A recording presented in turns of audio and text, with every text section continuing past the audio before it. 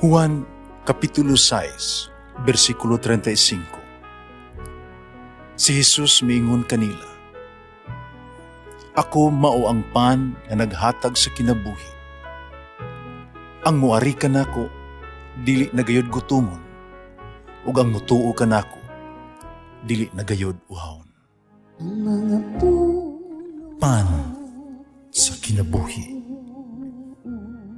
maglikon unta sa mong pagtuo ug gagaka kami sa pagtuman sa imong mahal nga kasuguan. Ang ginuman na kaninyo, Santos ng Ebanghelyo sumala ni San Mateo.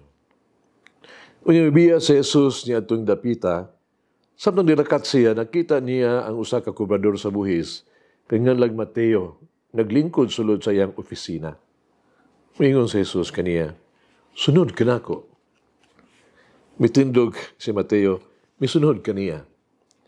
Samtang nagkaon si Jesus dito sa balay ni Mateo, may daghang kubrador sa buhis o makasala nga miduol, misalo kaniya ug sa iya mga tinunan. Nakakita ni ini ang pipila ka mga Fariseo nga miingon sa iyang mga tinunan, "Ngano nakisalo man ang inyong matutudlo sa mga kubrador sa buhis o sa mga kasasala?" Nakadungog si Jesus kanila, mitindog o mitubag, "Ang mga tao nga walay sakit, wala magkinahanglag doktor, kundi ang masakiton ra.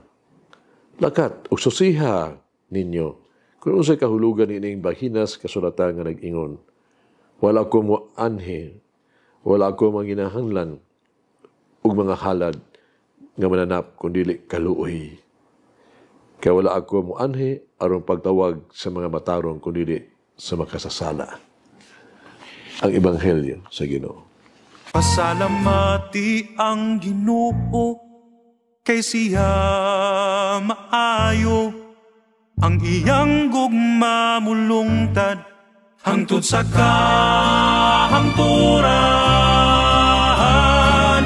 Pasalamati ang Diyos sa tanang mga Diyos, ang iyang gugma malungtaron. Pasalamati ang Ginoo sa mga Ginoo, ang iyang gugma balungtaron.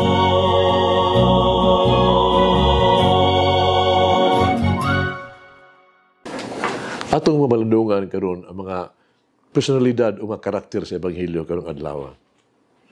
Una si Mateo, kubrador siya sa buhis. Isip usa ka may ningil og buhis, giisip siya makasasala. Gila siya giisip nga usa ka traidor gani. Siya gitawag na tao nga walay gustong magkahigala. Si Mateo gisalikway, gitamay sa katilingban. Pandini sa Ebanghelyo karon, si Jesus nakigsulti kang Mateo. Gitawag ni Jesus si Mateo. Nikaon siya siyang balay. Gipangita ni Jesus si Mateo. Gitanyag ni Jesus ang iyang pahigalaay kang Mateo sa taong walay gustong magkig-amigo. Si Jesus wala magbutang o kondisyon o sagdanan sa pagkikita sa mga tao. Si Jesus dili gyud maghatag og sugdanan sa pagdawat sa mga tao. Alang kay Jesus ang tanan importante. Welcome niya. Alang kang Jesus kanunay adunay ikaduhang higayon, second chance. Adunay kanunay kaluoy mercy. Ikaduha, ang mga Fariseo. Misupag sila, ilang i-question ang motibo ni Jesus. Nganuman, kinitungod kay, dili sila gusto mapasaylo. Nabutaan silahang pagkamatarong silang kaugalingon. Kibutan nilang ilang kaugalingon isip mga sumbanan. Wala sila kaluoy. Ang mga Fariseo wala gayod magtagad sa kayuhan sa uban. Bala ka lang sila sa ilang personal nga interest o ilang unsay isulti sa mga tao nila public image. Dini si Jesus naghagit kanato sa pagbuhat og usa ka butang alang ni adtong nanginahanglan og kapasiloan sa Dios. Kini mo ang dili kita kinahanglan nga mangutana sa ilang mga sayop o sa ilang mga kapakyasan. Di na nato kinahanglan susihon o ibisagahon ang ilang mga sala o kasaypanan. Di na nato kinahanglan pangutanoon kung nganong may balik sila sa Dios. Ang kinahanglan nato ng buhaton aron makitaan, no? Nila nga ang Dios yun nagdala sila balik sa Dios ngadto kaniya. Mao na importante. Ikatulo, si Jesus mismo. Si Jesus wala gyud magbiay, wala niya kita gikondenar o gihuluga. Pero may kita giniagdan ni Jesus na mga malipayon o magkiguban kaniya. Abyan. Si Jesus may oyon ang nagpaila sa iyang kagalingon uban ni Mateo. O sa iyang pagkahigala kay Mateo o sa ubang mga maniningil og buhis. Nagbabalik kanila sa ilahang dignidad ingog mga tao. Oh? Kini paghigalaay ni Jesus, naghatag kanila og bag-ong kahulugan og bag-ong direksyon sa ilang kinabuhi. Musa din hinong kaingon kita nga si Jesus mao ang nangita kanato, nagtawag kanato og sa pagsunod kaniya aron makatagamtam sa iyang pakig-uban. O sa dihang sa Jesus bitawag, siya dili na gyud magpahalayo kanato. Walay babag tali kaniya og kanato. Sa sakwahe hinuon, si Jesus nakigsalo kanato, nakig-uban kanato ning kinabuhiya. Siya nagtawag kanato ngadto sa usa ka bag-ong kinabuhi, usa ka kinabuhi sa mahigalaay uban kaniya. Siya nagtawag kanato sa pagpaambit niini sa mahigalaay usab ngadto sa uban. Sugiladong kini nga usa ka repentant ba nga minulsulon kaayo iduol miadto sa kapari pagkumpisal. Gisugod niya ang tanan niya mga sala.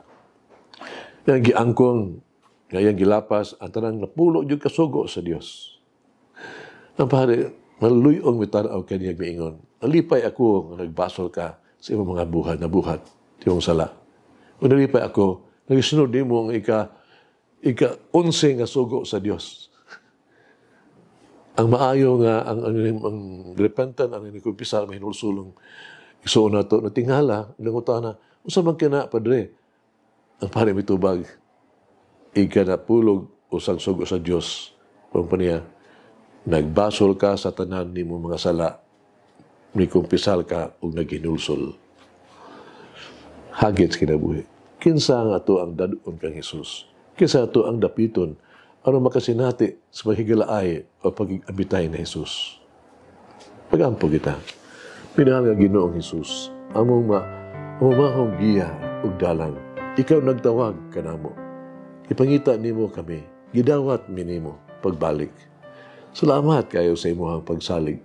Salamat kayo sa imong pahigalaay. Salamat kayo sa imong pasaylo ug imong gugma. Tabangi ako, minahang Ginoong Jesus. Kadi ka mawala. Dili ko magduduha kanimo. Dili ko musupak sa imong kabubuton o mamaagi. Amen. Mama Mary, Queen of Apostles, increase my faith and my love for Jesus. Mula nga Diyos magagahong sa tanan, Amahan, Anak, Espiritu Santo. Amen. May the Lord of the divine mercy bless us all, heal us from all diseases and suffering. Ayun unta niya kita. Tanang mga sakit na sa lawas. O sa kalag. Body and soul. In the name of the Father, the Son, and of the Holy Spirit. Jesus, I trust in you. Amen.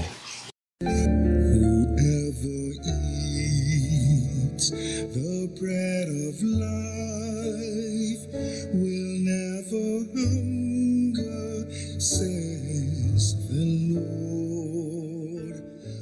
Kay galaan inyong nabati ang pagpaambit ug hamubong pamalandong sa pulong sa Dios pinaagi sa tulumanon. Pan sa kinabuhi nga gidumala ni Monsignor Daddy Silva. Hangtod na usab sa sunod higayon, daghang salamat.